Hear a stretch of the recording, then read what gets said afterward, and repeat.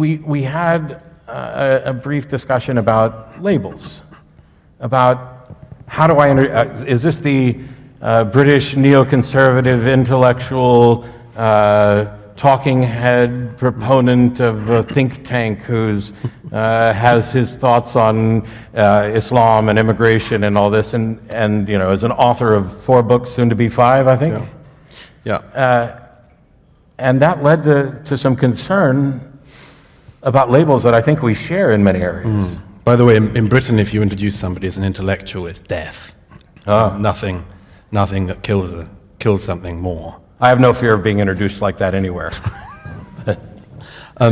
Yeah, no, I am concerned about labels these days because we were talking before about the nature of the internet and that nobody expected it to go this way of like unbelievable vitriol and rage and sort of grasping for short-term explanations for people. And yeah, political labels and indeed some religious labels become really unhelpful because they become a sort of way to not listen to somebody in advance. You know, some of it can be useful, obviously, but by this stage, I kind of feel most political labels are a real problem. Yeah, I wonder how much of it is maybe. I don't necessarily want to label people as excessively lazy or frustrated, but I think that has to be a part of it where everything is a label. Every word we use is a label for some concept, and so we use this to communicate, and we're generally pretty good at it in the sense that we're not falling apart at the roots of civilization. We're able to, you understand me, I understand you, even though I don't have that particular accent. We've sorted it out a little bit. But when we talk about the labels that we put on broader concepts, what I find happens quite often is they're either used as a way to dismiss without any actual substantive conversation, or they're used as a shorthand where you just assume the people you're talking to have the same understanding of the label that you do. Right. And that's not necessarily the case. No, and I don't want to labor the point, but transatlantic, it's not a consistent language about politics. Where I'm from, liberal means something different from what it means here, for instance. And there's all sorts of words like that don't travel. But no, I mean, I think that generally the problem of labels has been accentuated by social media, which has all sorts of advantages, has some serious drawbacks. And the main drawback, I mentioned this to Matt earlier, is that people who do the sort of things we do used to craft what we said and what we wrote in order to make sure, among other things, that an honest critic couldn't misunderstand us. And the strange thing about the era of social media and the internet is that you end up having to craft what you say and write in order to try to make sure that a dishonest critic also can't misrepresent you. It's an almost impossible task, but one we're obviously trying to find our way through. It's when it comes to the sorting out which are the honest critics and which are the dishonest critics, I find that's actually getting more difficult as well, because while I pretend to read minds on stage, I can't actually read minds. And so if somebody comes after something I've said on Twitter or Facebook or whatever, I have to spend a great deal of time before I even decide if I'm going to respond or how I'm going to respond. Is this individual confused? Have I not crafted my message clearly enough? Or is there some way I could reword the message to rehabilitate this individual? Or are they one of the dishonest ones, the people who are sometimes labeled the Outrage brigade by my friend Seth? They're just never going to be happy no matter what you say, because you didn't say it exactly the way they wanted to in the time frame they wanted. Yeah, what I get is you didn't say it all in the 60 seconds we gave you, which, if you're dealing with the meaning of life or something, it's often hard to hit that moment. Yes, it's in the debates that I've often had with religious apologists. There's something called the Gish gallop, which is named after Dwayne Gish, where the apologist will present 20 things that are wrong, right? Each of which would take you an hour to 10 hours to properly rebut. Yes. And then whichever ones you don't address, when it's their turn to speak next, they'll say, "My opponent failed to address points 3, 4, 7, and therefore I win." Yeah. Well, the Times of London the other day reported on this flat Earth society that's now booming, at least booming to the extent that flat Earth societies can for the time being. But I mean, they had I don't know, they had a conference the other day in London, and they got like 300 flat earthers who all had these points about like the horizon, no one had actually been to it. How do you know? And there was some amazing. Then they had T-shirts and things. You know, they obviously want people to know they're flat earthers and how dim they are. But you know, we weren't expecting that.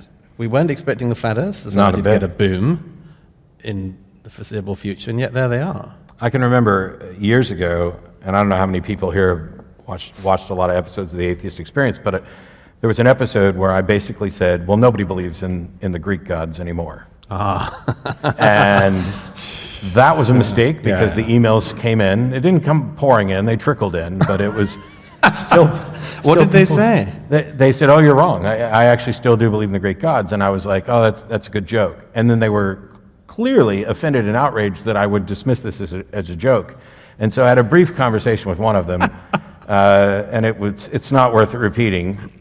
But to be fair, it encouraged me to exercise more caution in making, grandiose claims of nobody believes this anymore. Oh, somebody does. You sort of hope that they're in a terrible internecine war with people who still worship the Roman gods. They just go at it late at night.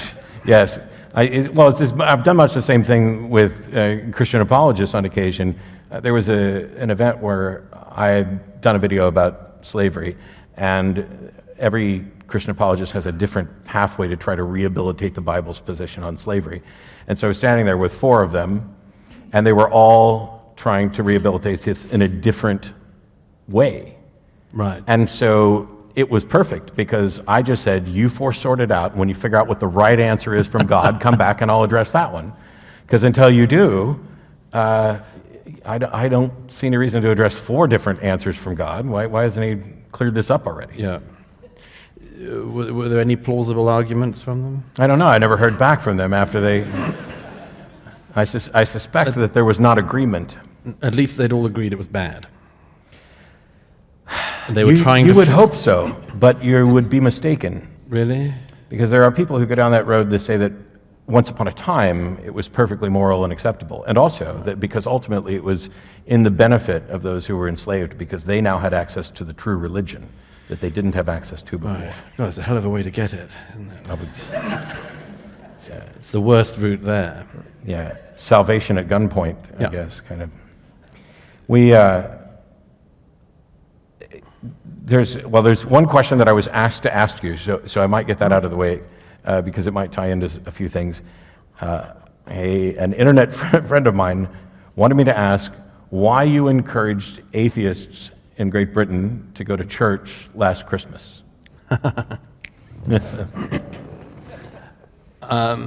Good question. We go straight into the deeps.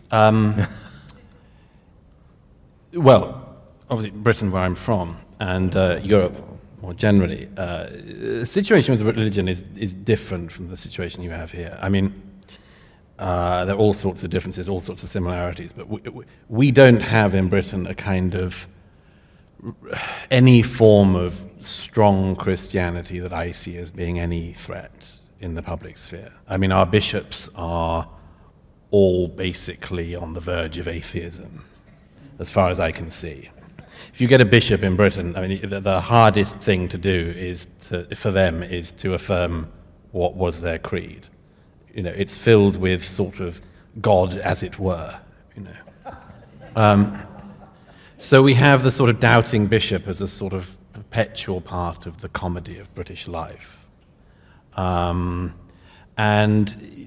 so we don't have that assertive form of religion which can still exist here and in certain states is very strong. And I think it's partly, I write a bit about this quite a bit in this recent book, I think that we are in a very strange place in Europe, in Britain, in our relation to faith. And for all sorts of reasons, of which we can get into, we are in this situation that a wonderful French philosopher called Chantal Delsol described as being in the situation that Icarus would have been in if he'd survived the fall. That is, that by the time that the Cold War finishes in Europe, we've dreamed all of these religious dreams and they've all crashed. We've dreamed all of these political dreams, including two big ones in the 20th century that turned out to be global nightmares. So that by the time the last of those falls, we are on the ground, wounded, burnt, singed, badly bruised, and rather amazed to find that we're still here, with this big question that then comes up, which is, what do we do? And again, I mean, this doesn't apply in quite the same way in this country as I see it. Which I think may be one of the reasons why this kind of question goes up, but I want to let you get through it. But I suppose one of the things I feel, and I know a lot of people now in Europe from the political left, right, center ground, atheists, non-atheists, and so on, who are starting to worry. And I suppose the worry, for me, condenses into this, which is the increasing fear that the Enlightenment didn't go very deep or very wide or very far, and that it turns out not to be cherished by all that many people, and that what might come down the road might be so much worse. I put it no stronger for now than the nervousness. And since this is a situation we're in, I mean, I'm an atheist, I have been for many years. I don't believe in the little claims of the Bible or anything else. But I do recognize something which in Europe, at any rate, I see and I'm concerned about, which is what I regard as a vacuum. And one of the only interim answers I've been able to put forward is to say, we can accept the fact that we're atheists, we can accept the fact that we don't believe in literal truth and so on, and yet have to find a way to remind ourselves and each other of how we got to where we are. Because there's a whole set of things which I and others start to worry about. And one of the few ways I've found to try to explain this is to say that includes in engaging in parts of your past which you no longer believe in, at the very least to know how you got to where you are now. So I didn't say in that piece that people should go to church and praise the risen Lord, but to say to them, at least engage in the thing that got you to the place you are now, and know how it happened. Let me put it another way very quickly. One of the most striking things, there's a British rabbi called Jonathan Sachs, who has some position here in New York as well. Some years ago I said to him, a slightly impertinent question, but I said, Rabbi Sachs, I know quite a lot of your congregation in London, and how can I put this, but they all seem to be atheists, or at least a lot of them. And without missing a beat, he said, oh, most of them, I'd have thought. And I said, and you could see I was sort of slightly thrown, and I said, well, what do you take from that? And he replied rabbinically with a non-answer. He said, this year 98% of British Jews will be celebrating the holidays. And this is just an interesting way through a bit of this, it seems to me. Accepting the realities of where we are, but not casting people into it, particularly the people you and I both know and have come across, who find the position, once they arrive there, of atheism to be a very lonely place. And I just, as I say, it's not an answer to the whole thing, but as an interim thing, to say at least remain engaged in all of this idea and all of this past, engage with it. I think I might understand what some of the confusion and concern is, and I suspected some of this is differences on either side of the pond. And for me, not having grown up in Britain, suffocated by Church of England, and its largely atheistic irrelevancy. I find it strange that you're talking to a rabbi who says that 98% of Jews are going to be celebrating the holidays. I'm assuming he's talking about Christmas. Oh, no, he's talking about the Jewish holidays. He's talking about the Jewish holidays. And yet, we know that I think studies have shown that 50% of Jews in Israel are secular. Sure. And Reform Judaism doesn't require any belief in a God. So Sure. we often make a mistake of talking about religion as if it's one thing. Yeah, absolutely. That's absolutely false, because Judaism, even in its varieties, is already very different. The Reform Judaism doesn't require a belief in a God, and so you get a rabbi that's not surprised that his congregation is largely atheist, and then you get conservative and Hasidic Jews that I doubt very many of those are atheists, and then you have the various varieties of Christianity. And one of the questions that's come up quite often is, why is the view of religion in the UK so much different from the way it is in the States? And I've often heard it put forward that this is an issue of a free market, where in the UK, because you have a state religion, there was no competition to draw people in.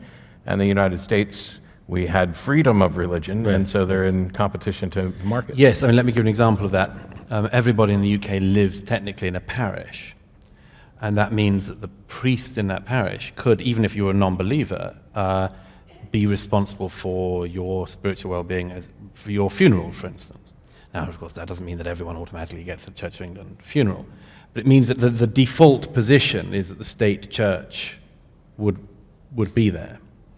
Whereas I think if you were a Catholic, for instance, if you were an atheist and you died, your local Catholic church would not stake any claim for your religious rights.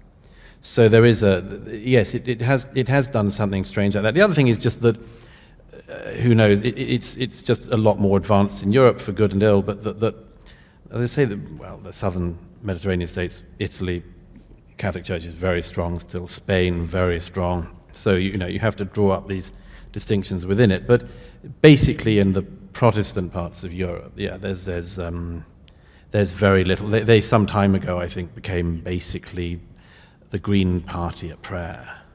They explain how important it is to tackle global warming and so on, which is all good. But it's not saying to people, you have to affirm the creed, otherwise you're going to hell. I heard good things about Spain in the last few years, pulling away from the church and instituting a far more secular government, to the point where I joked that if my country became a theocracy, I'd go to Spain, because at least I had 2 years of high school Spanish, which sets me up better. The country that is most striking in is Ireland. I first went to Ireland, I did my first book in the late 90s, 2000. And then Ireland was still a very, very, it's the most oppressively religious country in Europe I'd been to. The Catholic Church had such a grip. Today, I don't think you could find a more secular country. It's really fascinating, and it's one thing in particular, which is a clerical abuse scandal, which has just turned the Irish people, understandably, against the whole thing. And, to the extent that a bishop now stands up and makes a moral pronouncement, and the Irish public want to do the opposite. In fact, the Catholic Church, I can't remember what was in the abortion debate or the gay marriage. Yes, they sat out the gay marriage debate, basically, because they knew that if they came out against, the public vote in the referendum would be even bigger for gay marriage. And the scandals, they go deep there. They're not just dealing with pederasts and child rapists. This was theft of children from unwed mothers and workhouses and just... and in living memory. Yeah. No, it's an extraordinary thing, but to see a society shift that fast in 18 years or so is a remarkable thing. Which kind of sticks a pin in what everybody who knows me knows I've been waiting to object to. If the fear is we're losing something, so as a stopgap measure, go back to what got you here. I might have a slight issue with going back to what got us here if the place we are is that we're bleeding and bloody on the ground after the fall. But one of the things that the secular community in the United States has been doing, for the longest time, atheism in the United States was a bunch of guys that looked like me complaining about how much religion sucked and congratulating themselves for getting the right answer to what I think is literally the easiest question: do I have enough reason to believe this? But as we move forward, and the percentage of the population that identify as nuns, the NONEs, no religious preference and no religious identity. We've started to do things like, well, actually Sunday Assembly, I think, started in Britain, but it's here as well, and Oasis, and we're building landing places that are founded on principles of secular humanism, which can serve as one potential, moral and virtue guiding principle, but also create places for people to land when they find their way out of religion. Sure. And I'm happy to tell people, I go to church not for the reasons that you're suggesting, but I go to church more often than people would guess, because on the TV show, I want to make sure that I am not strawmanning Right. Religious views. Do you ever get surprised when you do that? Not anymore. No. There's been a massive change from when I was younger. I mean, I went to a Southern Baptist church primarily. I would occasionally go to Pentecostal churches because they had better concerts. I mean, they would have the Christian rock bands of Petra and Carmen and stuff, and they'd all come to those churches. So I liked The those. very words Christian rock band just make me kind of come goose pimply. I feel the same way when I hear Christian magician, but that's another story. But growing up in those kinds of churches, I want to make sure that I'm not only relying on the version of Christianity Right. that I grew up with, Right. and that I'm not relying on something from 30 years ago. Yeah. So I will go to some of the churches. The mega churches, even most of the people I grew up with who were religious would look at most of the modern mega churches and say, well, that's not Christianity. Right. Now, I don't get to say what is or isn't Christianity. That's for them to decide. But it is very much, you don't get dressed up in your Sunday best anymore. You go in jeans and a t-shirt, and you're singing rock songs that have been perhaps mildly converted to be a little bit more about a God. That some atheist on LSD wrote this song for the secular world, and the church has managed to co-opt it, and they've co-opted the slogans from everything. You'll have T-shirts of the McDonald's shirts, and they'll twist the McDonald's logo to be about Jesus and all this stuff. How do they do that? It is. What? So Seth Andrews, everybody love Seth? Yeah. Yes. He hosts the Thinking Atheist podcast. He has a video up specifically going through the various things that Christian organizations steal. They twist it around. How do they get Jesus out of McDonald's? Does anybody remember the unusual specific one from sentence to us, McDonald's? I don't know, but there was Wow. They take Mountain Dew logos, everything, Right. and just turn it into this. It is very much a marketing thing, and I don't want to ever say that somebody's being disingenuous about their beliefs. Sure. But when we talk about, hey, maybe we've lost something, I don't think that I could ever send people to church for that reason, and it may just be a difference in the type of church that we're talking about. Yeah, it may be. I mean, as I said, I don't want to overemphasize it, but I mean, there are tiny, tiny pockets where what I'm saying is not the case.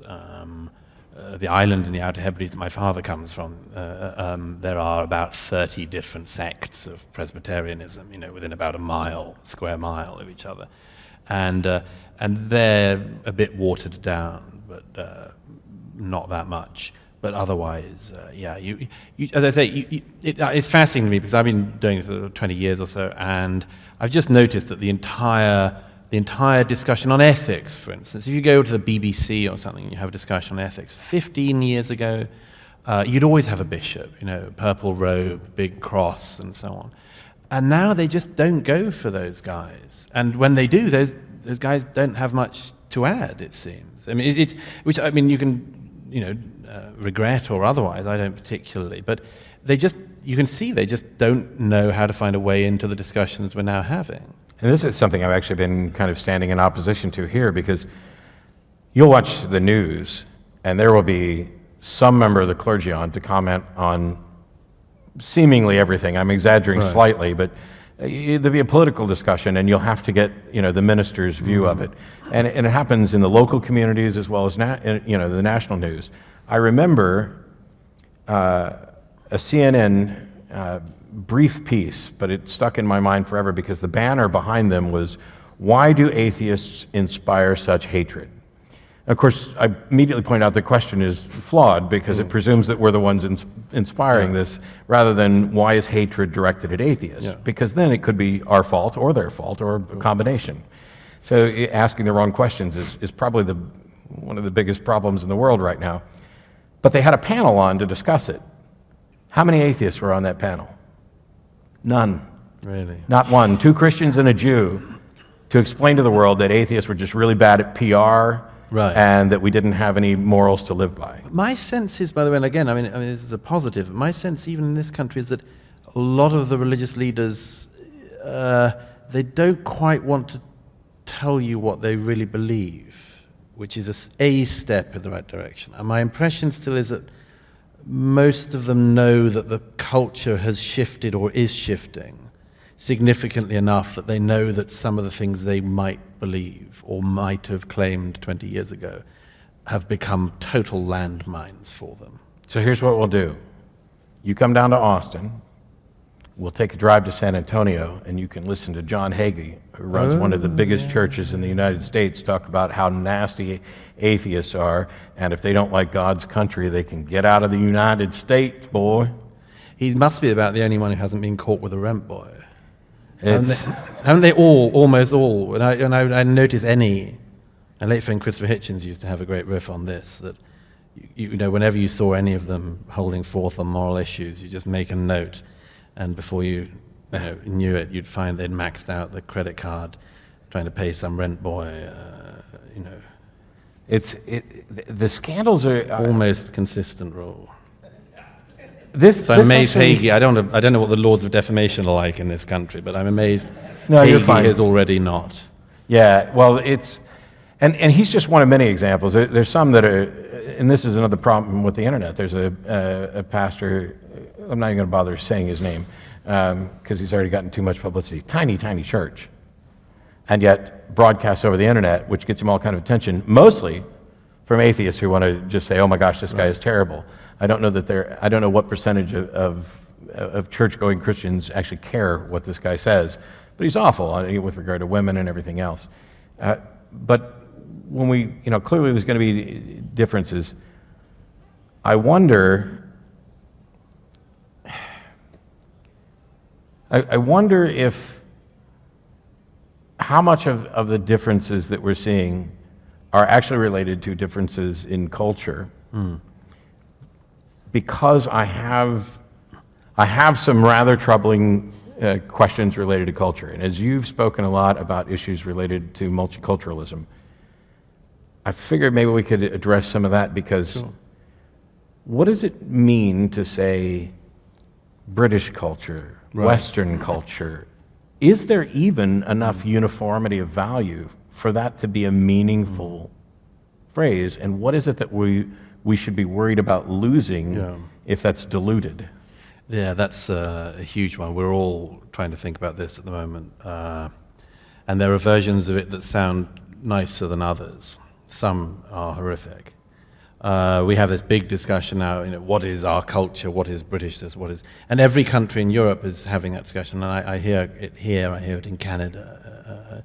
Sort of constant self-examination. There's nothing wrong with that in a way, although it can cause what I regard as being a kind of breakdown. I mean, if you said to any individual all the time, who are you, what are you, you'd end up on the couch quite fast. And I think it might be the same for societies. If you just keep asking what you are rather than just getting on with it, you can kind of instigate an increased nervousness.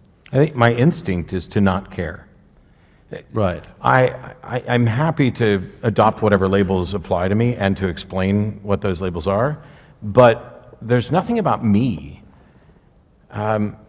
This actually bothered my wife a little bit when I said so, because she cares a lot more about her heritage and her history and the people from the Appalachian Mountain or the Smoky Mountains and things like that, and what those people have gone through. And I don't want to be just dismissive of history. But one of my ancestors was the preacher who was the founder of one of the first 3 Baptist churches that became the Southern Baptist Convention. And apart from it being novel, I don't care about that. Right. But there are also people in my past and cultural ties I could make that I would be that I don't view as negatives, Right. but they're not me. No, but there's another French philosopher, Alain Finkielkraut, who recently said in an interview something I was very struck by. He said, we in France used to think that what we had was worth taking around and giving to the rest of the world. And then we retreated from that idea. And he said, now we're in a position of thinking, can we at least still have it for ourselves? And I was struck by that because, again, it might be a thing of, depending where you are and what you've seen, but I given some of the things that France has gone through in recent years, some of which I write about in the book, multiple really terrible terrorist attacks and assassinations and so on, I can see why they are getting nervous and wanting to address some very fundamental principles. Is what we have in the secular French state, which allows for religion, but now is dealing with new problems, is it all vulnerable? And I know a lot of people who feel it is. And I suppose another thing, I spend a lot of my life as a journalist traveling, not just, across this country and North America and across all of Europe, but the Middle East, the Far East, and Africa and so on. And there is a definite feeling you get in certain places of, I don't want to force my own view of my own society on this, but this is very different, and it reminds you, therefore, that what you have is unusual. And I suppose that at different times, people become more aware of how, I'll be careful how you say this, but how lucky we may be in this country and in the country I'm from, for instance, that we're even within this discussion and freely able to have it and so on, and that some things down the road might stop that being the case. So I think that there are moments when societies become kind of febrile like that. Let me give an example. If any of you have ever been mugged or seen something terrible on the street, We're in New York. So it changes the way you look at people for quite some time afterwards, and maybe forever. Yes.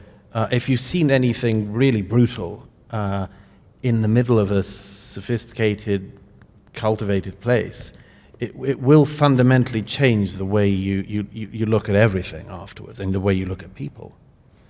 And, this is the case with conflict zones, war zones I've been in. It's not just that you come back from those places thinking, my God, I've got an idea of how lucky we are to have this settlement we have, but also why people who are from such places have put it this way, have one less layer of skin than everyone else and feel certain things early. And that's the case in certain countries in the West at the moment, and that's partly what this book is about, that certain countries, France being one, are really reevaluating some of this because they are seeing futures that they want to avoid. I can see that. First of all, I recognize that there are people who are going to have experiences that are going to change the way they view things. That doesn't change whether or not their view is accurate. Sure. But when it comes to this idea that we need to protect our culture, whatever it is, from some other culture, that just doesn't seem to resonate with me for any reason, because maybe it's because I'm the standard generic privileged white American dude who doesn't care that much about his past, but I view things in terms of there are right answers and wrong answers to how to do things, and different views of what was right and wrong have existed in different cultures. Sure. But we know that some of them were wrong. I don't think either one of us is a remotely a moral relativist. Sure. That is the thing that I want to hold to. What I view as the value of secular humanism, the value of basic freedoms. If I have a town and a bunch of people start moving to my town and they're bringing their cultural stuff, I don't have any fear that they're going to kill off my culture, because anything that's worth value to me, I'm going to protect anyway. And I advocate for the freedom for them to engage in and support and value their culture, right up to the extent that it impedes on the secular, reasonable, scientific founded, laws and things it's like that. like a boundary beating. Yeah. I mean, you've got to beat these boundaries quite hard, allow a lot to go on within it. But yes, and once certain lines are crossed, you've got to take a stronger view on it. That, by the way, I mean, I hark on about it. It may not be of much interest, but this is why France obsesses me, because within 1 year, they had the massacre at Charlie Hebdo, most satirical, secular, atheist paper. They had the massacre of most of the staff of that magazine, and also a priest beheaded at the altar in Rouen as he was saying Mass. If that extremity of things can happen in a culture in quite a short space of time, that is the sort of thing that would return you to the fundamental questions. And as I say, one of the fundamental questions all the time is what we have the sort of natural default position of humankind, or is it a pretty unusual thing caused by quite unusual factors? And I, at any rate, take the second view, and therefore think that from the secular tradition and others, you've got to be aware of it, at the very least, to make sure you don't piss it away.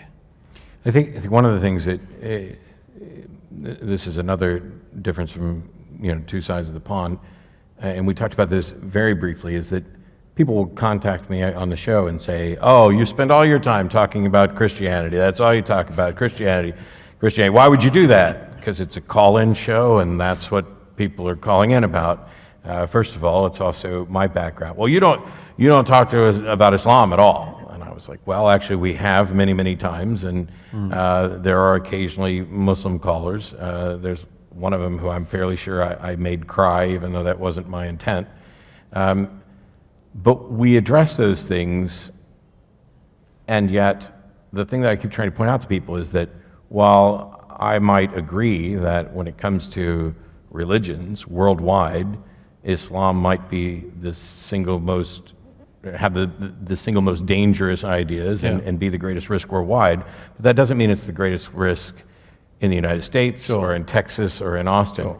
And you've spoken a great deal about Islam, and I think that there are different things going on in the UK that we don't see here. I mean, Muslims in the United States, I mean, apart from the general fear that has been instilled in everybody, which I think is at least exaggerated for us, but I couldn't say that for everybody.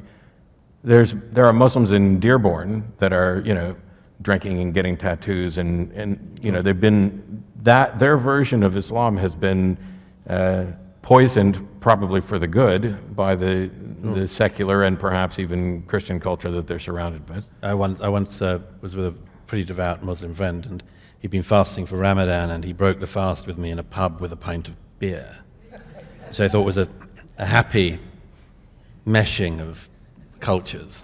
And so when we see these changes, and granted, I don't know, and you're free to tell us what we don't know about how things are much more in conflict with regard to people trying to impose their version of Sharia law in conflict with UK laws. And there is some of that, and some of it's exaggerated, but a lot of it is real and is there. And I mean, I give the example of the de facto blasphemy law that now exists across Europe. I mean, it's not just Charlie Hebdo. Quite a number of colleagues and friends have been shot at in recent years for blaspheming Islam, and that's in 21st century Europe, and it's something which I, at any rate, and a number of other people refuse to shut up about, because we think it's intolerable that should be the situation. And the oddity of that is that, if there were to be anyone who decided to kill Michael Palin tomorrow because of the life of Brian, I strongly urge this is not something I think should happen. Yes. But if that were to happen, the whole culture, everything would turn on whoever did that. There would be no ifing and butting. There'd be no kind of, well, you've got to understand the offense he caused. We'd just be saying no.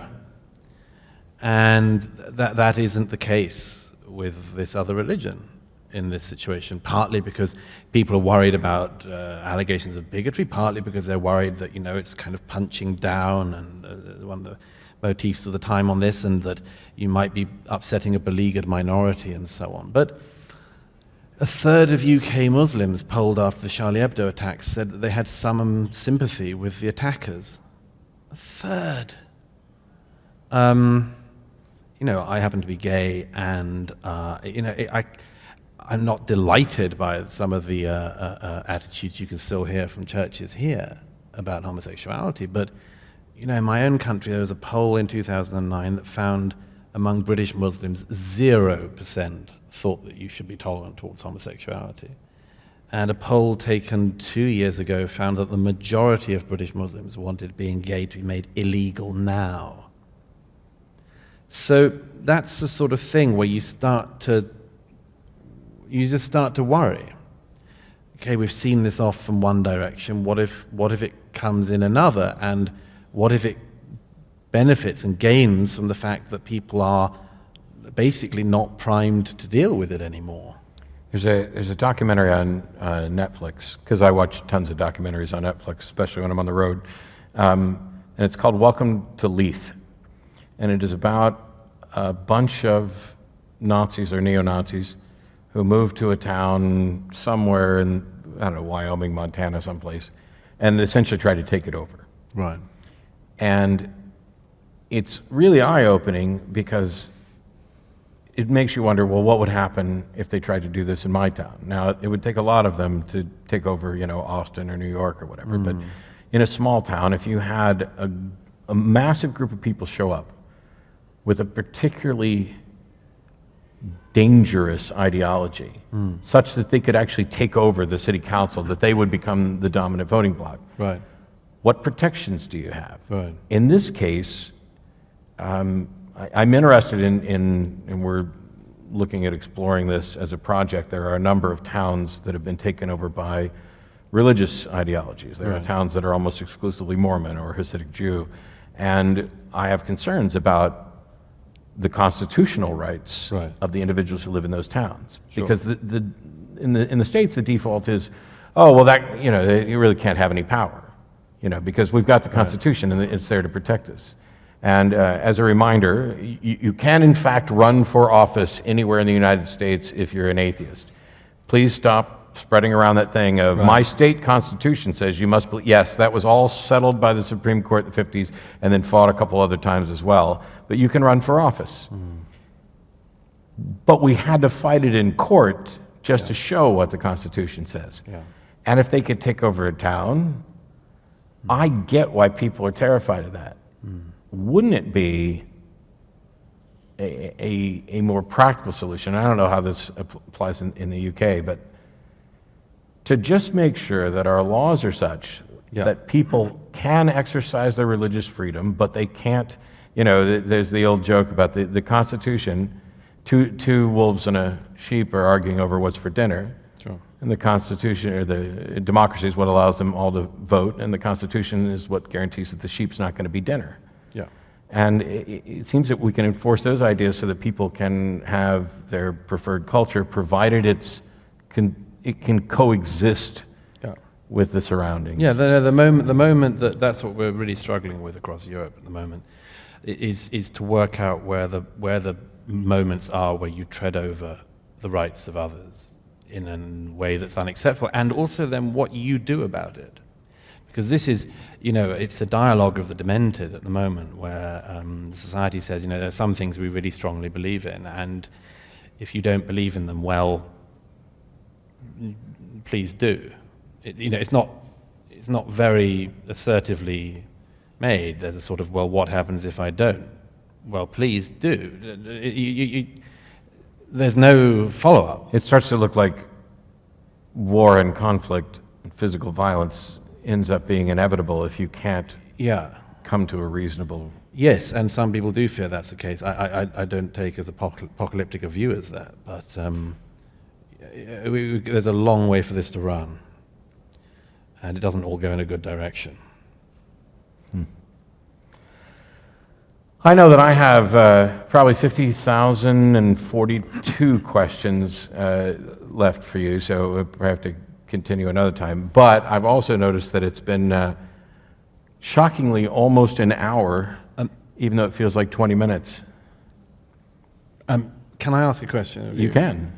You may. I spent, sorry to walk into your Q&A time, but I've spent part of this morning watching your event with Jordan Peterson a couple of days ago.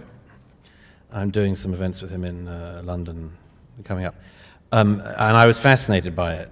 And I just wondered if you had any thoughts about it that I might have missed. Has anyone here seen it? Well, probably quite a few people, yeah.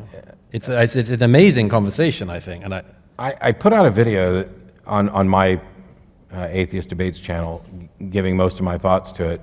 I am still confused and more than a little irritated.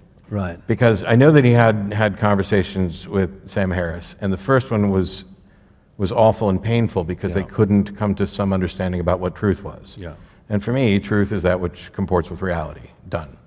Or at least that's the truth I care about. Once we start talking about, oh, well, it's true for me, or it's true in a metaphorical sense, I realize that you can inspire people and even educate them with analogies and stories and things, but I care about whether something's really true. There's a gentleman that messaged me on Twitter, and he's written a big piece about this thing that I did with Jordan because he thinks I'm just monumentally wrong about what people actually believe about the existence of God. And he's like, most people, who believe that God exists don't actually believe that God exists. And I just think that's monumentally arrogant and dismissive. How dare you? I mean, there are probably people who have a metaphorical view of God that's fine for them, or that they believe in, but I know what I grew up with. I know what's popular and evangelical and fundamentalist. If you go up to them and say, you don't actually believe that there's a God, you'll find out fairly quickly that they are at least willing to defend the idea that they do. They might even thump you for Jesus. They might, yeah. Punch me in my fat face for Jesus. That was one of my favorite threats.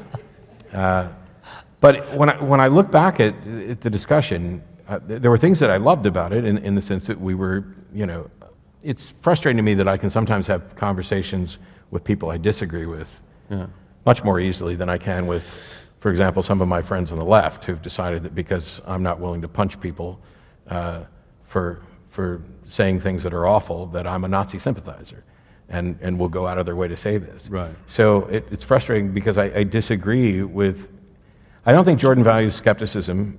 He kind of scoffed at it under his breath. And I wish I would have addressed that more. I think that's the biggest regret from the conversation that I have. But I was happy with that we didn't spend a whole bunch of time talking about truth, except that it concerns me that with the fuzziness of how he talks about it, that maybe every single objection I had can be dismissed by saying, well, he didn't mean that true in reality. When he says, you can't quit smoking without a mystical experience, that atheists would actually be murderers. The reference to crime and punishment. Yes. I thought that was very interesting, yeah. I'm still not convinced of what he believes about the reality that we, as far as I can tell, share. But to say that Soviet Russia was a secular humanist... I could see that was a bit that really got on your tits. It did. Because you can say it's atheist, and I'll agree all day long. And it was all, you could also say that it was, you could try to make an argument that it was because of atheism, but you can't really get anywhere from atheism to, therefore, we should kill people and have this particular... You might as well start with his mustache and say, mustachioed dictators are awful. Yeah, I thought it was fascinating, and it was really interesting, the points at which you really were clearly at loggerheads. One was that issue. A thought occurred to me, though, that Jordan clearly has a pretty bleak, you might say, realistic view of human nature and what it does when it's unleashed. And I share some of that. But it's possible that was one of the things that was playing out underneath that claim of his, which is you sometimes see this, by the way, among very conservative people, that they come to quite rigid feelings about things because they actually themselves intuit where they might go unleashed. And that seemed to me to be sort of abundantly there in what he was saying. And I find his attitude towards religion fascinating. He reminds me of the philosopher Roger Scruton a bit, because Scruton, I think he's written a lot about religion, but I think that if you really dug down and you said to him, for instance, do you believe in the physical resurrection? He would want to not answer that question. And that's what I Jordan think does. that's where Jordan is as well. And I'm not putting any views onto him that I think are dishonest, but I think that he has a real fear of saying something which he thinks would cause damage in a way if he did it. Well, that's the one question that I asked him that I had prepared ahead of time based on what I knew, and that was, what is it that you fear we will lose if people give up a belief in a God? And he started with, well, we'll lose the narrative, the metaphorical substrate of the narrative, blah, blah, blah. But that doesn't tell me anything, because it doesn't tell me what of the narrative is of value that we're losing. Right.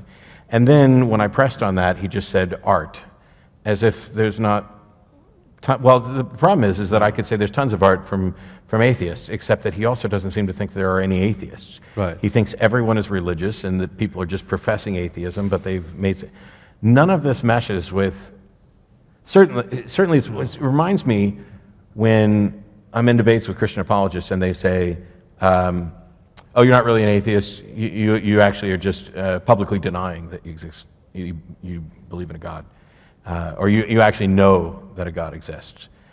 And that comes from, I did a debate with Seitan Bruggencate, who's a presuppositionalist, and that's his big thing. We all know that God exists, including you. You're just lying or whatever.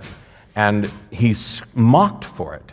And yet in reality, Jordan did exactly the same thing, essentially saying, all you atheists are professing atheists, that a real atheist would be a cold-blooded killer who would rationalize and justify this way. You can't have a moral foundation that is secular. And he tried to use AI. Anyway, I don't want to go through the whole evening, but it was essentially the same thing I get from unschooled, uneducated apologists on behalf of a much more strict view of religion. And that's why earlier, you may be right about what he's afraid of, and I tried to get to what he's afraid of. But when you were talking about suggesting that we may have lost something and encouraging people to go back to church for that, I didn't know how similar those things were. I think there's a difference. I'm slightly towards his direction. Some of that. I don't want to belabor this, but just one example. A little while ago, after a talk, a young man, a student, came over to ask a question afterwards, and he said, this was a real warning flash, you'll know this. He said, I don't understand why you don't talk about IQ differentials. Because you're Douglas Murray and not Charles Murray? Yes, exactly. And there's no relation. But he said, I don't understand why you don't talk about IQ differentials. An interesting subject that it might be. It's not a specialism of mine, and so on. But it's also something more than that. And you often find this in conversations with people.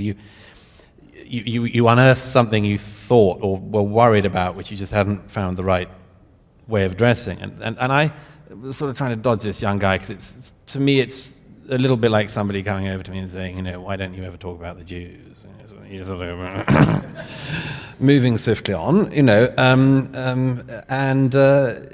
but this young man who said this to me, I was sort of struck, because he kept pushing at this, and I realized that I had a number of reasons for wanting to dodge this, and not just it wasn't my specialism, but I ended up saying to him that, look, you may want to keep delving into that and so on, but I said, first of all, I'm just not sure what you can do about that.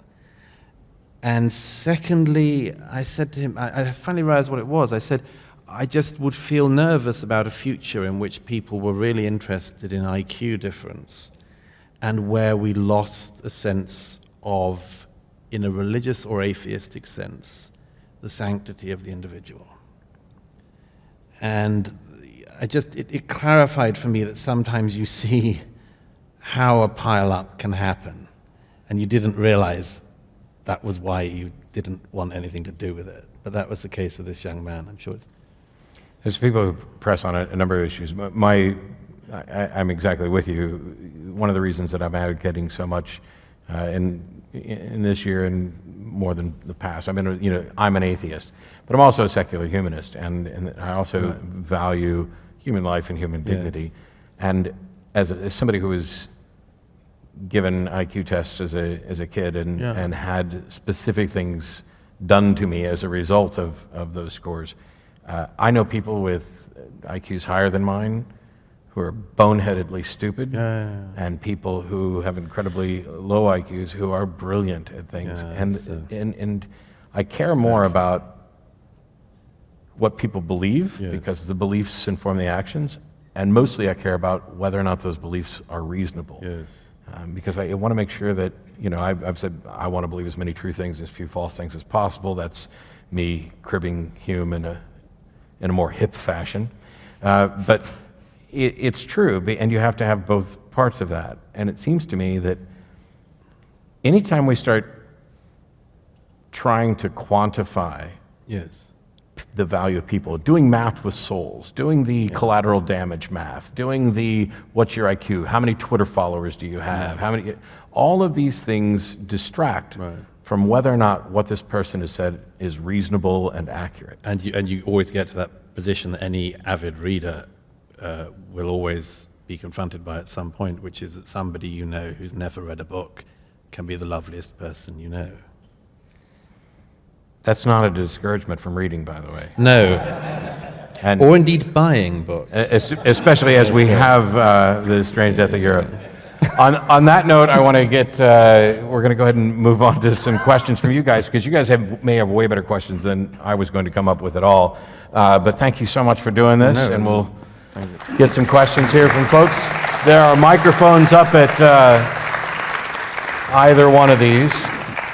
And I think they'll bring, I don't know what the lighting change is going to be, but you can come up to the mics. A couple of reminders.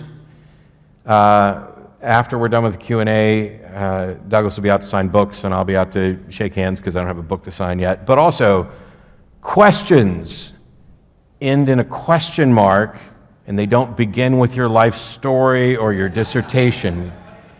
Those who are familiar with me from the atheist experience know that I will hang up on people, and if you think I can't do it live from the stage, you are mistaken.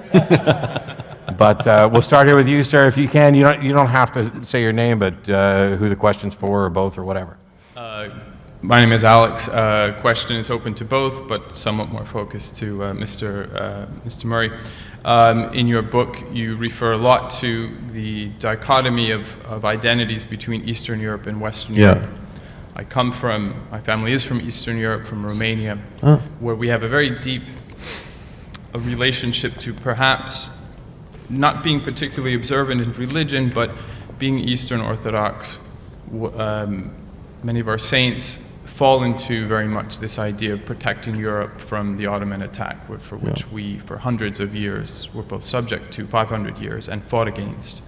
And it's this new type of narrative that we do speak about. I'd like to get some more impressions on not only how you see that as a potential solution. You speak specifically about Slovakia and Poland, I reckon. Poland is doing a little bit different thing right now at the moment with their history. But if you see a solution in this sort of not necessarily virulent nationalism that we experience in the 90s in places like Yugoslavia, but rather, do you see as a corrective model in Western European identities by saying, as you say, sort of revisit the paths that you've developed from potentially in a church? That's a very interesting question. Basically, for this book, as well as traveling for some years to a lot of the countries that people have been fleeing from, both as asylum seekers and as economic migrants, I'd also spent recent years traveling across the continent from north to south, east to west, meeting a lot of migrants, for instance, who just come off the boats, the Greek and Italian islands, speaking to a lot of refugees, migrants, and so on, and following the conversations all the way up to the chancelleries of Europe. And yes, you're right. I mean, I came to the decision that the recognition fairly early on that there was a totally different view in the former Eastern European countries and the Western European countries. And look, I mean, this could all get very messy. I have no doubt about that, and I'm aware of what in some of these countries not very distant history has been, and we're always walking on precipices of some kind. My view is that the reason why they have a totally different view towards mass migration and other related issues is because not only they had a history for hundreds of years fighting with the Ottoman Empire, pushing them back from the gates of Vienna and much more, but because of what I think of as the 20th century issue. I mean, we in Britain, like you in America, we never had the Nazis in our country. They made it to the Channel Islands in the UK, but we didn't see populations rounded up and sent to the death camps. And you did see a lot of bombs, though. we saw a lot of bombs, it's true. And these things do remain in the memory for a long time, and rightly so. And my view is that Eastern Europe learnt one of the worst things imaginable, which is that you can have your entire country and your culture destroyed from one direction, and just as you think you might get above the surface and breathe, it gets totally destroyed from another direction. I mean, to have lived under fascism and communism in the space of a few decades, and to have only come out of it quite recently, is bound to have an effect on you that is different from your view of the world if you were born and brought up in New Jersey. It's going to affect it, and I suppose the thing it comes down to for me is this: is that, and I am broadly in agreement with what some of the countries in Eastern Europe have done in recent years in this regard. I think they know what I think was being a very important lesson, which is to be careful with your present and to be careful with your future, and not to carry out experiments on your country that you don't know how they'll turn out. Just to be careful with your future, because you don't know. You could screw it all up in new ways. And in Western Europe, there's a lot of things we're coming across which we never expected to come across because we hadn't planned, and it didn't mean any of it to happen. And I think in Eastern Europe they have a different view. So I just say that it's not an argument for people being a liberal or being anti-democratic or anything like it. I think people should be very careful, because this is, for most people, the only vessel they have to live in. And if it's screwed up, you've screwed up the only thing they've got. So be careful. This doesn't seem to me to be a very extreme position, but sadly it's regarded by some as being so. But I, at any rate, still hold to it. Yeah, and for clarity, because I've heard you talk about this before, you're not anti-immigration. No. You are... I'm totally unbounded and unrestricted and uncontrolled. People walking in, just flowing in on boats without anyone knowing who they are, by, as happened in 2015, the millions. And I've seen the strain it puts on societies. I've seen the strain it puts on the liberals. And it's going to be very difficult. And I'm curious, thank you for your question, by the way. Yeah, thank you very much. And also, I'm deeply honored to have gotten a ticket to be here tonight. And well, likewise, thank you. Thank you. I'm a little bit of a I don't even know what the right word is. From a pragmatic standpoint, I understand there are nations and borders, and there are good practical reasons to make sure that we're not just, having wide open borders that anybody can cross and we don't know what's going on and all this. On the other hand, in the purely impractical utopian sense, I have no actual objection to a one world government, a one planet community where we are about human beings. I don't think we're anywhere near that as far as, but I don't see a problem. And maybe this comes from, I don't have some cherished culture that I'm trying to protect any more than I'm trying to protect humanity. And I don't know if there's any practical way to get there. Well, but I could certainly envision, and I don't mean just to go down like the Star Trek route, but a system where you don't have the border. Yeah, but I mean, I spend a fair amount of time in this country, and one of the things I have observed is that not absolutely everybody is happy with your current president. Imagine if you were trying to elect a world leader in a borderless world, and who you might get. Well, You would actually get President Xi for life. yes, and I would actually, so I am a fan of other voting principles, a ranked voting system, and I'm a fan of other modes of So you're in favor of a rigged voting system? ranked, Oh, ranked. where you rank your potential candidates. Thank God for that. So that it was you an might important get your thing to second. clarify. Yeah. But also, I like the idea of a council with checks and balances. I like the way our constitutional system works with checks and balances, but I don't think you need a president. And actually, you know, in many places, the leader isn't the leader.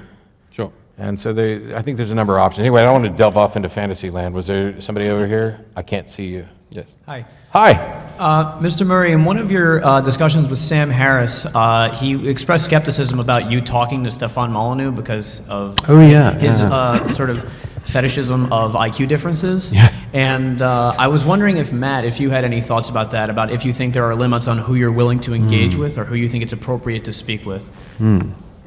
Yeah. I love that question, actually. Thank you. There are people that I won't share a stage with again. There are two, at least, Ray Comfort and Saizen Brungate, that I've talked about publicly. There are probably people that I would not share a stage with, because my view on this is that I share stage all the time with people that I vehemently disagree with, and I share stage from time to time with people that I somewhat disagree with. I mean, we're going to disagree on some stuff. I think that the counter to bad ideas and bad information is good ideas and better information. And I think that if an idea is bad and seems to be increasing in popularity, that it's almost a moral obligation to address it. And so I'm in favor of the conversations. There were people who didn't like the fact that I sat down with Jordan. There were people who didn't like the fact that I sat down with you. And that said, there are also cases where I have no need to sit down with somebody. For example, Richard Spencer. Now, he's a white nationalist, white supremacist, neo-Nazi, whatever label he's willing to use.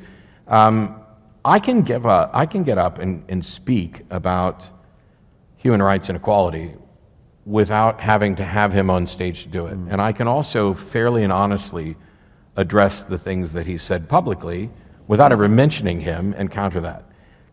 If it turns out that those ideas become popular and they're starting to increase, then maybe it is a good idea for me or for someone to get up and share a stage and let's show the world. Yeah. I have a lot more confidence in let's put the information out there and have the discussions. I have a lot more confidence in the general public's ability to figure out what's going on.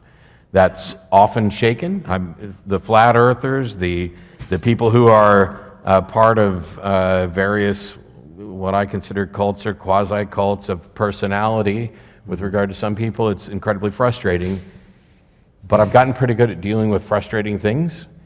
And it's not like I'm not going to say there aren't any limits, but the limits are based on the potential good that it can do versus the potential harm of leaving it alone. I couldn't agree more. That specific one, Sam picked me up on, I think I said at the time, it's pretty much the same view now. You have a conversation with somebody, it all seems to be pretty normal. They throw something in that isn't your thing, which I've had to find out a bit more about since, but I sort of ducked that. And Sam quite rightly noticed that I ducked it, because I just thought, well, why is he doing that? Now I'm a bit wiser about, as I say, the sort of warning sirens that go off about certain subjects. But I'm a great fan of promiscuous conversation, and there's one example I'd give in the UK. There's a guy called Anjem Chowdhury, who was a very prominent, led a tiny number of British Muslims, but a really very, very vehement and violent group. And 10 years ago or so, I was challenged through a debate by a student society in London with him, and I said I'd do it, and it turned out to be a front group and things, and there ended up being a kind of riot in the London streets, and the police asked me not to come, but I said, hell, it's my capital city, I'll come. In fact, not only did they duff up a colleague, but the police got there in time to get me out. But the bit we did have in the street was very, very helpful. Firstly, because I got him to say something I'd always thought he thought, and he said it in public. And secondly, that on the basis of that event, the terrorist group which he was leading was shut down by the British government, finally. And I know that the security services and the police were taking photos, and that in the 1 year after it, by about a year after that occasion, at least half a dozen of the people who were in front of me with Anjan Chowdhury had been sent to prison for trying to kill people. And I was very pleased that this event had smoked them out, and they'd appeared in public, and okay, they shouted vile stuff at me and so on. It wasn't very pleasant to have 100 jihadis against me in the street, but it turned out to do an immense amount of good.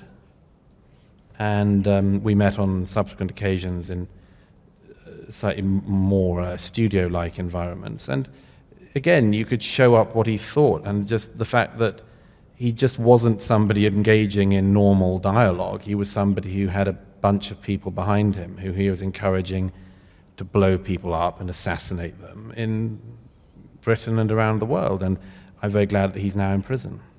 Not the only one of my enemies who's now in prison, incidentally, but that's another story. And that's why I'm not his enemy.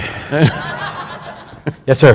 Hi, I'm Chris. I'll give this to either of you. Let me just first say that if you're looking for an example of a community to study where a fringe group has basically taken over the entire civil government, Curious Joel here in New York State would be an excellent example. That's one of the towns I was talking about for filming for the documentary.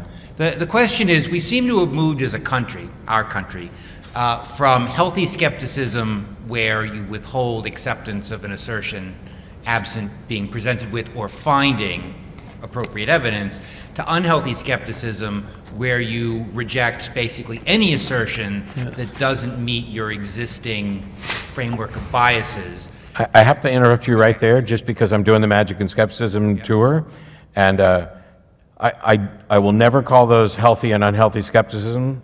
One of them is skepticism, and the other one is cynicism, and they're different. Fair enough. But then the cynicism is reinforced by the fact that people gravitate to TV channels, the blogs, the social structures that reinforce their belief structure. How do you challenge that? How do we as a country get back to a situation where reasonable, healthy skepticism is an appropriate way to make decisions?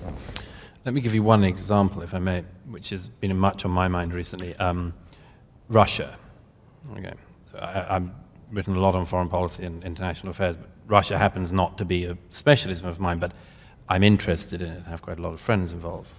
And something remarkable has happened in recent years. There was a time in the last decade when it was really very hard to alert people to Vladimir Putin's nefarious activities. People didn't really care that much. They poisoned somebody on the sushi shop opposite where I was living at the time, but it was like, oh, well, you know, that's the Russians. And so it was sort of hard to wake people up about that subject, about kleptocracy in Russia. And then we got to this weird stage where absolutely everything that happened that some people didn't like was blamed on Russia. Now it's really hard to persuade people that Russia is doing anything. They either say that it is controlling the entire world, every single plebiscite, every vote is organized by the Russians and so on, or they just believe that the FSB and its sister organizations are just sort of sitting around throwing paper darts at a wall somewhere in Moscow. And it's very, very hard to find people in between these two places who are willing to pay any attention to specific things that the Russians are doing and have been doing. So that when, for instance, sorry to be local about this, but you know, when in this charming cathedral city of Salisbury, a former Russian spy and his daughter our attempted assassination with a really specific nerve agent, people are like, well, it could have been the British government.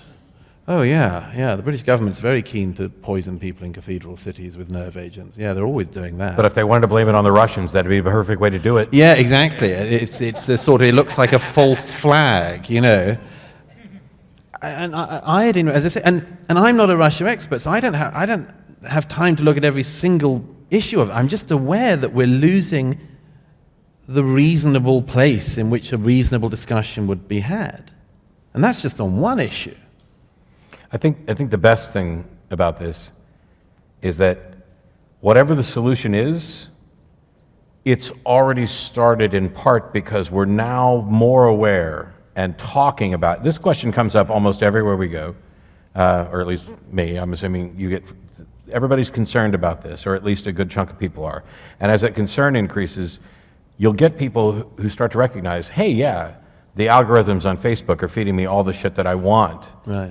And all the stuff that I clicked on that I liked, and this isn't necessarily true. Or I've been only watching Fox News, or only watching MSNBC, or only watching CNN. I watch all of them, Yes. One of them to laugh at, and be terrified by, because, I like horror movies. I think the fact that we're becoming aware of this is, for me, a positive sign. There is no easy solution. There are probably people who are going to go to their grave. I've said before that people would ask, how long is it going to be before, religion goes away? And I was like, as sad as it is, I think a generation or two might have to die off because there are some people who just aren't going to change their mind. I think that some of that's going to be true for misinformation about politics and political regimes, misinformation about cultural phenomenon and people's preferences, how they override facts. But the fact that we're talking about it is step one. I'm not going to be able to give you a solution at all. I took a test, this is so sad. I took a test on Facebook that was kind of like, how insulated are you? And I figured, okay, this will tell me how much of a bubble I'm in on Facebook, which was silly of me because it was just another Facebook click thing. And it had questions about movies and politics and all kinds of things. It was wide-ranging, and I'm not an expert at that sort of polling at all, but I'm also not clueless. I'm pretty sure it wouldn't have mattered what I would have clicked. It told me that I was in the least bubbly area of anybody, the percentile that they tested. And that's when I stopped clicking on any sort of poll stuff like that. The other thing is, I joked one time, the solution is to delete Facebook, but I think the solution may be to reset Facebook, dump all your friends, dump all your history about it. You don't get to do this, by the way. Facebook would actually need to do this. And it's not just Facebook, it happens everywhere. But I think sometimes, people worry about the reset. Well, this isn't like I'm resetting my life. This is resetting, my online presence. This shouldn't be that much more traumatic than changing my email address, which for a lot of people, I've had the same one for 15 years or so. But talking about it is a start, and people caring about it enough to see that there is a problem that we should work towards a solution for. That's step two. Apart from that, I can't tell you, which was the short answer I should have given at the start of this. Oh, hello, good night. Hi. I'm a fan from Brazil. It's a great pleasure to see you both in person. Thank you. My question is in regard to Jordan Peterson, especially because he's being so prominent in the media on YouTube. His book is one of the best sellers worldwide. He's giving a lot of talks. And although I admire Mr. Peterson's views in many issues, when it comes to religion, it's quite disturbing for me, for being an atheist and everything. And I would like to hear both of you opinion on the question, since Jordan Peterson is so influential, because he believes in God and he has these religious beliefs, is this a threat to the skeptical movement way of thinking? is it a threat to the skeptical movement? No, I think, well, all right, this is going to be glib and rude, but at least it's honest. I don't think it's skeptics that are actually agreeing with Jordan, or at least not people who are applying skepticism. The thing is, skepticism is essentially, as the last gentleman said, withholding your assent to an idea. It is, I am not convinced and will not be convinced until there's sufficient evidence to warrant that. That's it. It's not saying this is nonsense. I don't run around, in many cases, there's a line that Richard used that's from somebody else, and I'm going to butcher it, but it was something about your idea isn't even wrong.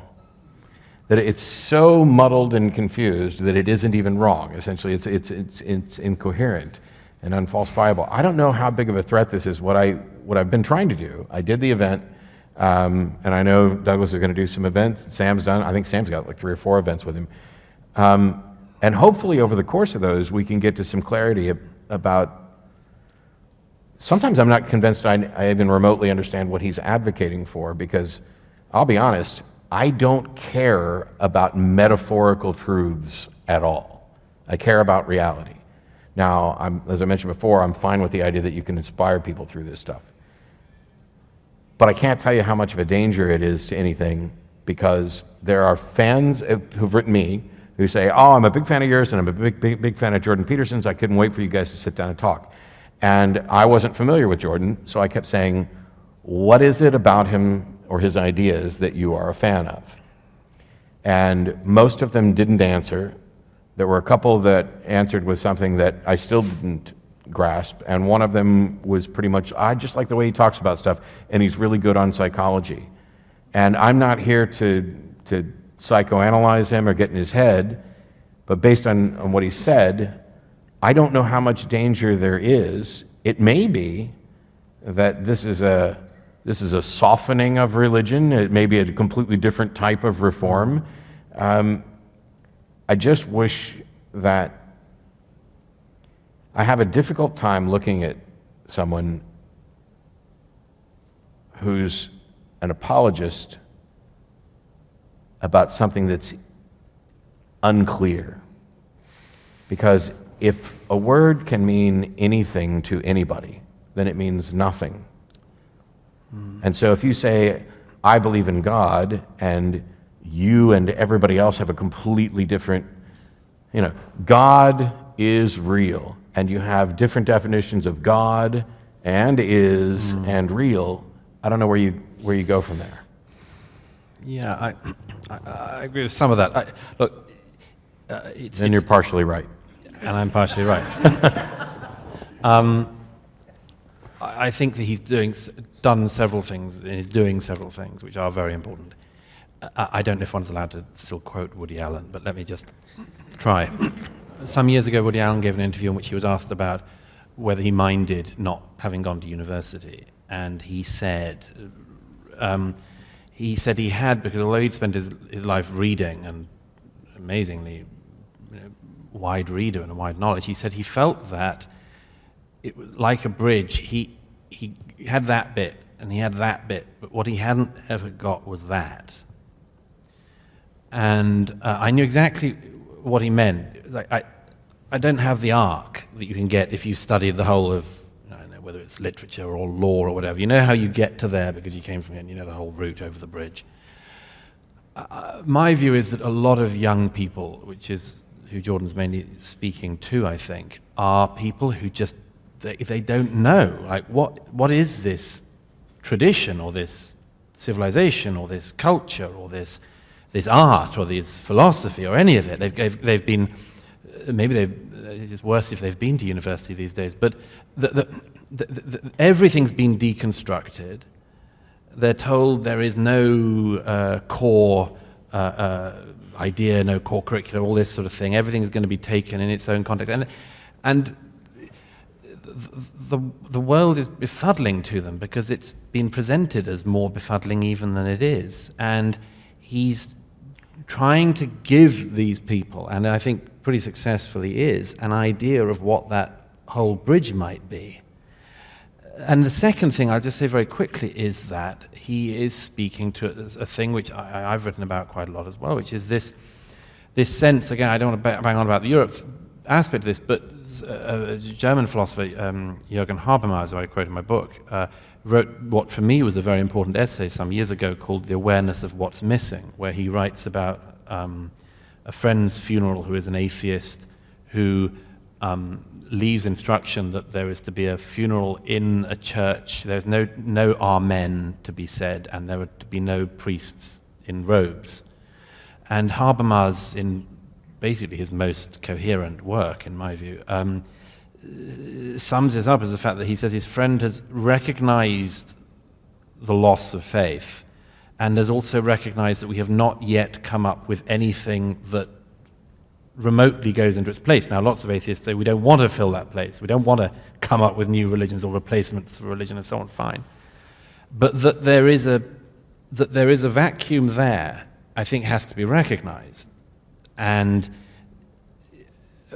my own view is that there is a deep, deep longing that people will have with or without religious answers. And that to pretend that that is not there is a very big mistake, whether you're a believer or a non-believer. And he appears to be speaking to those deeps. And I, at any rate, think that that is a great service. I have disagreements with some of the ways in which he answers that. But this, final thought, I mean, this is, all the time, there's an interpretation of what's happened with atheism over the last couple of decades, which is that, broadly speaking, in the 2000s, people were so worried about, among other things, post 9/11 and so on and so forth, that it had a great run at running straight at the thing. Did a terrific job, Hitch and others, amazing thing, but that we are in something that is following that success at the moment, by which I mean that running at the target worked to some considerable degree. But there are a set of questions now which we have to be engaged in, which are slightly further down the road. And I think he's involved in that territory as much as or more than anyone. And I'd see no other plausible people at the moment. I think I agree with you that he's filling a gap that some people experience. I just don't agree that there's necessarily a gap, because I'm happy with taking the good wherever I find it, including within religious doctrines, and getting rid of the bad. And so the concerns that people have about the vacuum portion, everyone that I've been presented with, I have, at least for me, and it may not apply for everybody else, I don't see a vacuum there. Right. I have a perfectly acceptable moral foundation absent religion. I think that, and as a matter of fact, not only do I think that the vacuum is something that religions have created, but amplified. They've done a disservice to people in how they deal with death by not acknowledging that it's an inevitable part of life, that if you realize or are convinced that this is the only life you know you're going to get, you might treat people differently the first time around rather than thinking you could make up for it. It was said once that religions poison you and then offer you the cure, and I think that it's more accurate to say, and I've said this before, that religions convince you that you're poisoned and then offer you the homeopathic remedy. And it turns out that there was no poison, that you weren't a bad fallen creature, that you that your fears about death or loneliness or whatever, these are just the facts of the universe. The universe doesn't care about us, so we have to care about us. And that's where secular humanism comes in. So I agree that atheism doesn't offer anything to fill those gaps, but secular humanism does. But I also agree that there are plenty of people who aren't going to accept that, and he may be filling a gap. And on that front, I'm a little worried, not that the gap is being filled by something that is terrible or particularly dangerous, but I see some things that are cult-like, and there are people who almost view him as a messianic figure. They don't know what to do with their life, but he can tell them. Sure, but look, that can happen to a range of people. Sure. I mean, I remember at the end of his life, Hitch was concerned about the fact that some people, I mean, I remember there were people like who asked Christopher to officiate at their weddings. Yeah. I mean, that is a nightmare. you know, and I mean, obviously, it started to worry him. It would worry anyone. I'm not revealing a bloody wedding. I did two weddings. I'll never do another. No, I mean, it's so I mean, I wouldn't blame Jordan for that. It can come towards anyone who is presenting a comprehensive, deeply thought through, even if they're slightly wrong, you think at times, but a coherent explanation of what we're doing. And I mean, I've sensed this for years, that young people in particular is like, what are we doing? Well, I'm not blaming him for it. Sure. I'm just talking about the effect that I see. Got time for another? Yes. Hi, Douglas. Hi. I know you talked about your rejection of labels. I do think you have some conservative views, even by U.S. standards. As someone who's center-left, though, I find myself largely agreeing with many of them, and even the few I don't, it makes me pause for a moment. Voices like yours, I think, are surprisingly rare, particularly on the right in media today. And I think part of it is just intellectuals and more articulate folks do not want to risk having to break through the nuance of why they're not xenophobic or racist or hold bad views, and they'd rather not volunteer that information, leaving more extreme voices to fill that gap. So you talked about bridging divides and getting out of the bubble. How do you achieve that if maybe one side has a steeper price to pay for expressing their views than another? Good question. I broadly think that all this has been made infinitely worse by social media, which is one of the reasons why I don't engage on it. As I said to Matt before, I mean, I wouldn't go out into the street and invite people to shout names at me, and then, like, if I didn't hear properly, go over to them and ask them to do it clearer. And in the same way, I don't seek out the sort of mad burlesque of the debate, or what passes for debate on social media. But it's clearly exacerbated because people on, I think, all political sides are increasingly behaving like trolls. So, I mean, you see it all the time. I mean, take abortion. I've got pretty typical European views about abortion. Okay, but when you hear people talking about abortion as if, there was one like shout your abortion a little while ago, like, at least concede this is a really important moral question, which we have to think about seriously, and you might come to one decision, either or the other. We might be pro-choice like me, but don't just try to piss off people who are pro-life. I think pro-life, by the way, I don't like the saying, it's like the other side is pro-death, but anyhow. But you see this all over the place at the moment, on almost every issue. It's like, the people Lena Dunham says this, so I'm going to say this. Donald Trump said this, so I'm going to run this way. And it's just clearing out all the mainstream. I gave the example of Russia, but I mean, you could do it on almost anything. People that seem to be forming political views, not because they've reasoned themselves into them, but because they want to piss off people they hate. And I just think we have to find a way to do better than this. And it comes back to this thing about not making claims about your opponents that are just demonstrably untrue. I mean, I have this with Sam. Like, somebody said that a conversation Sam Harris and I had was like Nazism or something.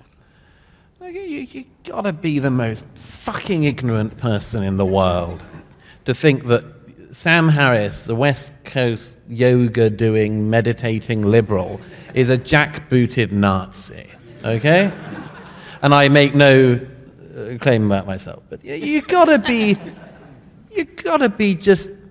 know nothing to say that. You got to have not seen anything or been anywhere or read anything.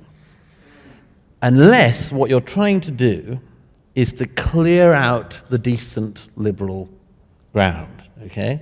And that's what some people are trying to do. I see it all the time at the moment. It's like, we want to get rid of the voices who are plausible, so we'll make totally illegitimate claims about them being Nazis, fascists, white supremacists, and so on, in the hope that we'll throw enough mud at them that they're no longer in the debate.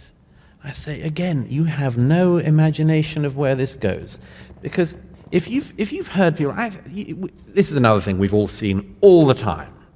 When the mainstream media can run roughshod over somebody's entire life and career, and you see it happen, you become very doubting about the next times you see it happen with people who you don't know about. And one of my things about this is that if you've heard if you've heard 99 people illegitimately described as Nazis, it's highly likely that you won't believe the 100th time somebody calls somebody a Nazi, and it's possible the 100th time it's a proper Nazi. I saw this once in London. I won't go on. I saw this once in London at a debate where a really stupid person I knew was sitting beside me in a debate, and somebody stood up and asked a question. And another friend of mine, who was a Labour MP at the time, said, "It's the Nazi lady." Okay. It was somebody who I won't name, but a friend of David Irving's, this person he pointed to. I read a piece by this really stupid person in the Telegraph 2 days later saying, "It's appalling. Everyone's calling each other Nazis these days when they disagree." No, she is a Nazi. She actually is a Nazi. But it was like she'd heard it so many times that she didn't believe it when somebody said, "Oh no, that's the well-known Nazi." And that's sort of where we are. And it worries the hell out of me. I mean, the continent I'm from, we've got some Nazis around, okay? They're like, a Golden Dawn in Greece is about as thuggish a fascist street movement as you can get in 21st century Europe. If you claim that there's basically no difference between Golden Dawn and Sam Harris, I think the only thing I'll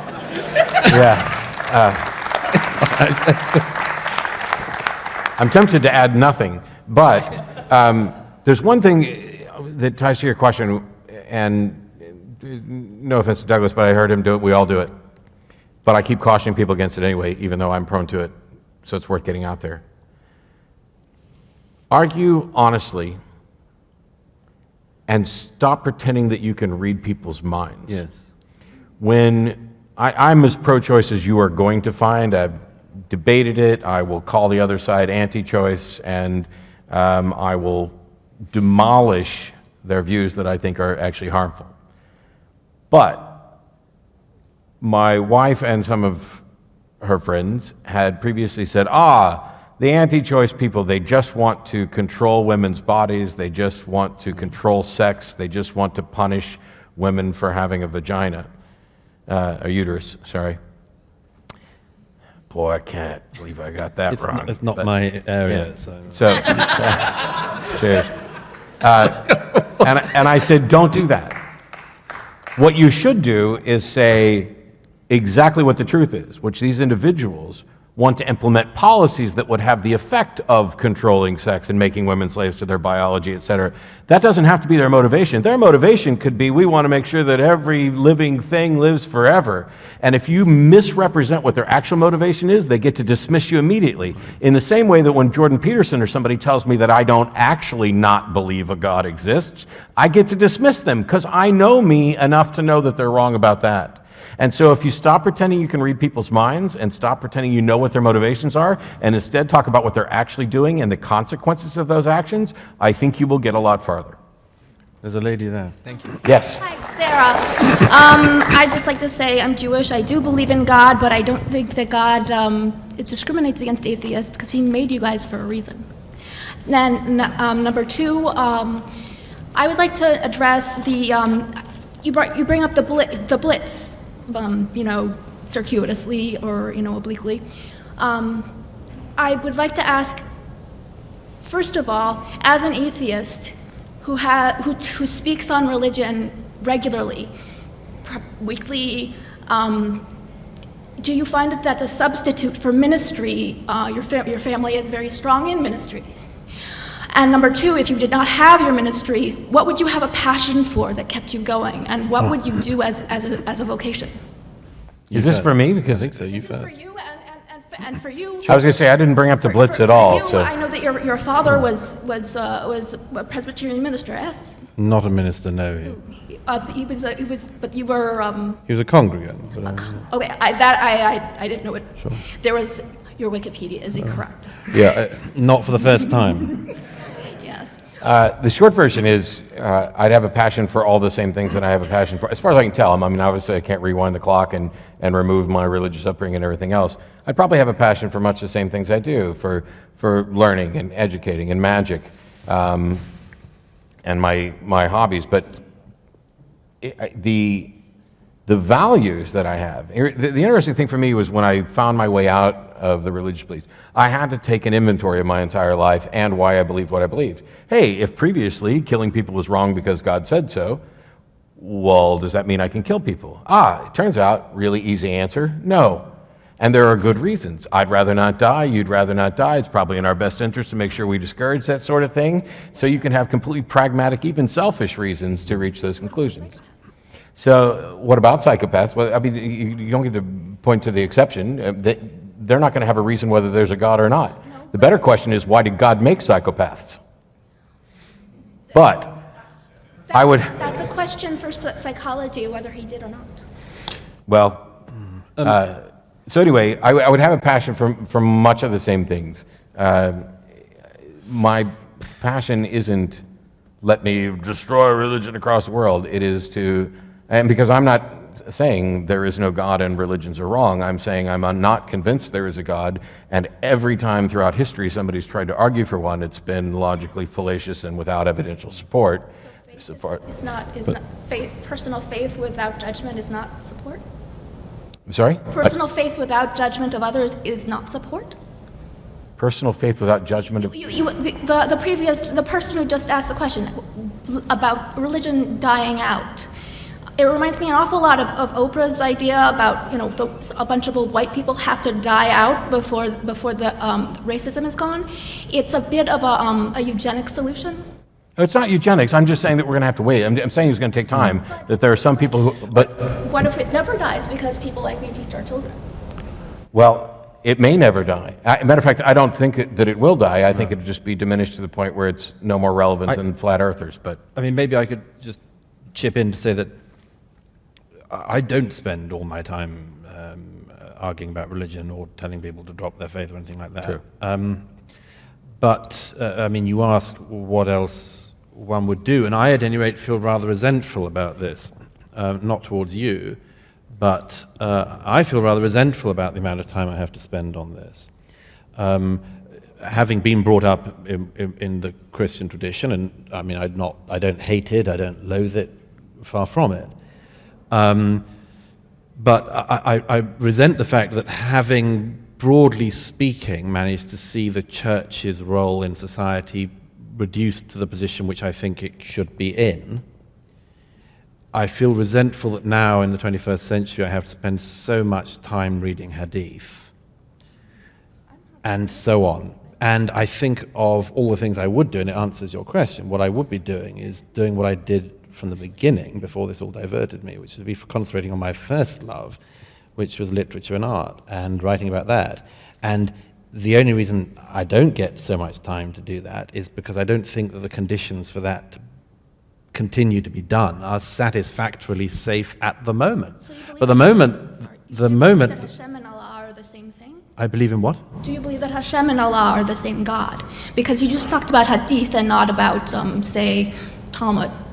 Well, no, because, I mean, I can assure you, madam, that if people were chopping off people's heads in my country and citing the Talmud, I'd be reading a lot more of the Talmud and of Jewish law, and I'd be engaging myself far more in that. It's just that, in the last year, it's been multiple times that people have, for instance, walked across London Bridge slashing at women's throats, shouting, "This is for Allah." So I find myself unable to spend as much time on poetry as I'd like. But, it's a frustration I have, which I hope to get over someday. So when you start being able to read essays from me on literature rather more, you'll know the world's safe. Not all believers, hashtag. Do we have time for one more? And then... Actually, that has to be the last question, they're telling me. So thank you, and thank everybody else. Thank you guys so much for coming out tonight. Thank you. That was a great pleasure. Thank you, man. Thank you very much. It was a great pleasure. Round of applause for Douglas and Pangburn Philosophy for putting this on.